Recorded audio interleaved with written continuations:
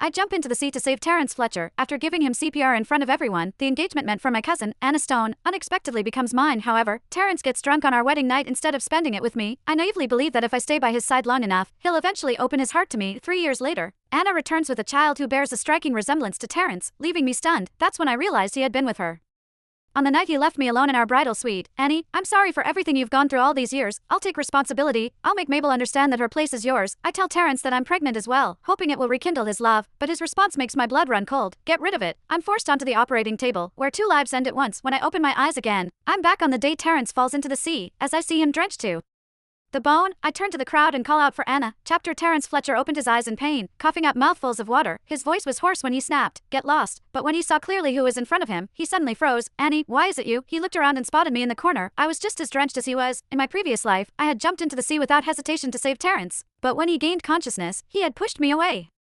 Looking at me with sheer disgust in his eyes, he had someone bring him a towel and a bottle of water. Then, in front of everyone, he had rinsed his mouth and wiped his lips as if he had been contaminated. But now, Terrence, I'm so relieved to see you're okay. Anna Stone knelt beside him, her face a mix of concern and shyness. She hesitated before deliberately covering her lips with her hand. Terrence understood her unspoken message and chose to stay silent. He simply allowed Anna to help him stand. Without sparing me a glance, he left with her. I knew Terrence had been drugged, which had caused him to lose his balance and fall into the sea. In my previous life, he had quickly found out who was behind it. Therefore, there was no need for me to step in and remind him. The seawater had been freezing, and that night, I came down with a fever. There was a knock on my door. My mind was hazy. But the moment I opened the door and saw Terrence, I snapped wide awake. "What are you doing here?"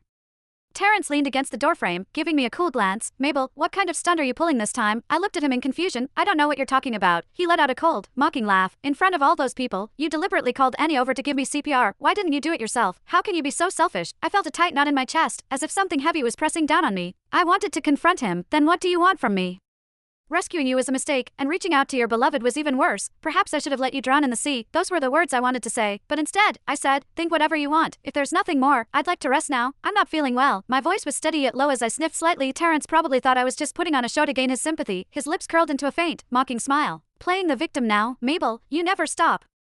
Always coming up with new tricks. If you're not feeling well, take some medicine. It's not like I'm a doctor." As I watched him walk away down the hallway, I let out a long, weary sigh. Everyone in Newinport's social circle knew how much I liked Terrence. I liked him with a kind of quiet desperation, stubborn and pathetic all at once. He once said he liked long, straight hair, so I kept mine that way since childhood and never changed it. He said light-colored clothes looked nice, so not a single dark piece had appeared in my wardrobe since he liked women who were quiet and graceful. So I turned down invitations from friends. I simply stayed home to practice piano, chess, literature, and painting. It took the harsh lessons of my past life for me to finally understand. Anna naturally met all his criteria, not because she tried, but because he genuinely loved her. Hence, no matter how much I changed or how hard I worked, I would never gain his attention. News soon spread